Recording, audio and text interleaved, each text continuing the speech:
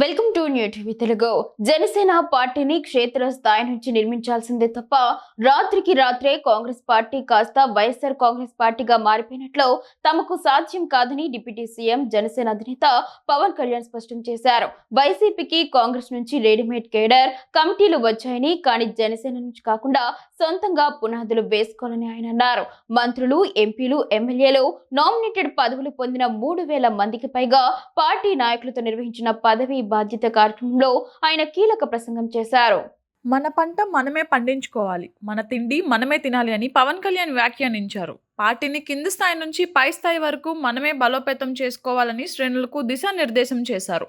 Party నిర్మాణానికి పిఠాపురాన్ని ఒక నమూనాగా తీసుకున్నామని, అక్కడ 53 గ్రామాలకు గాను 51 గ్రామాల్లో ఓటింగ్ పద్ధతి ద్వారా ప్రజాస్వామ్యయుతంగా గ్రామ బూత్ కమిటీలను నియమించినట్లు వివరించారు.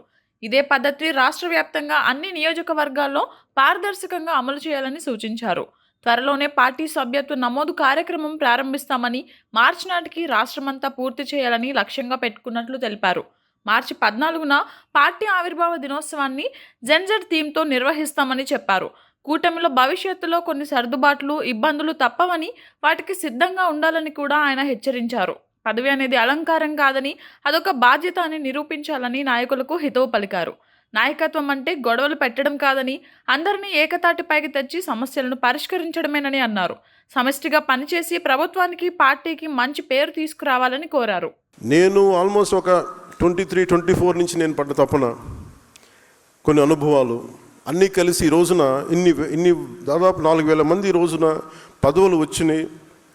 ఇన్ని ఎమ్మెల్యేలు కానీ, ఎమ్మెల్సీలు కానీ, మంత్రులు కానీ ఇవన్నీ ఉన్నాయంటే ఇది ఒక పవన్ కళ్యాణ్ అనే వ్యక్తిది కాదు, మనందరం క్యారీ చేస్తున్న ఈ భావజాలం తాలూకు శక్తి, మన పోరాట శక్తి, మన పోరాట పటిమ. అంటే ఇది మనం నిలబడగలిగేది. ఒక పార్టీని ఎలా ఒక వ్యక్తిని మనం ఎలా అంచనా వేస్తాం? గెలిచినప్పుడు సుఖాల్లో వాడిని అంచనా వేయలేము ఎవరిని కూడా. గెలుపు ఓటమిల్లో వీళ్ళు ఎలా నిలబడతారన్న దాని మీదే జీవితం ఉంటుంది. అలాగే మనం ఓడిపోయినప్పుడు నిలబడ్డాం. మీరందరూ ఓడిపోయినప్పుడు నిలబడ్డారు, అందువల్ల ఈరోజు పదవులు ఉన్నాయి.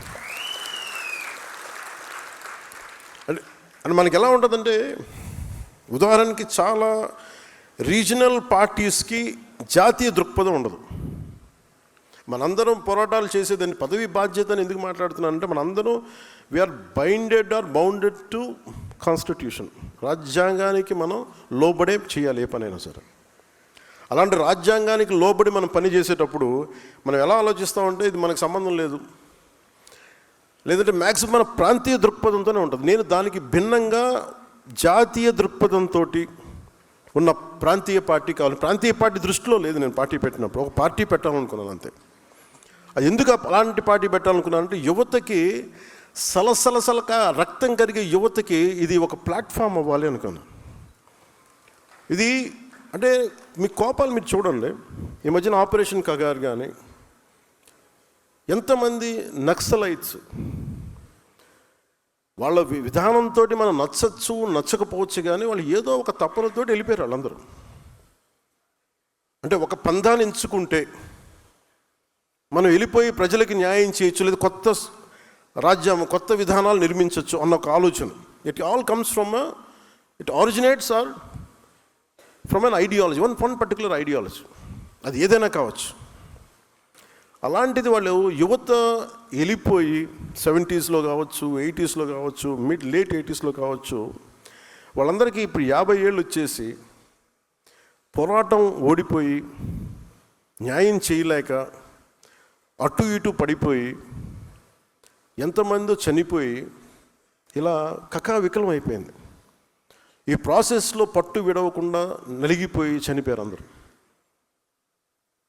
అంటే మీకు ఎందుకు చెప్తున్నాను ఇదంటే, if you don't have an ideological framework, ఒక ideological framework that to within the norms of constitution, ఒక బ్యాలెన్స్డ్ ఐడియాలజీ లేకపోతే ఏం జరుగుద్ది అని అనడానికి మనకు అనేక దాఖలాలు ఉన్నాయి.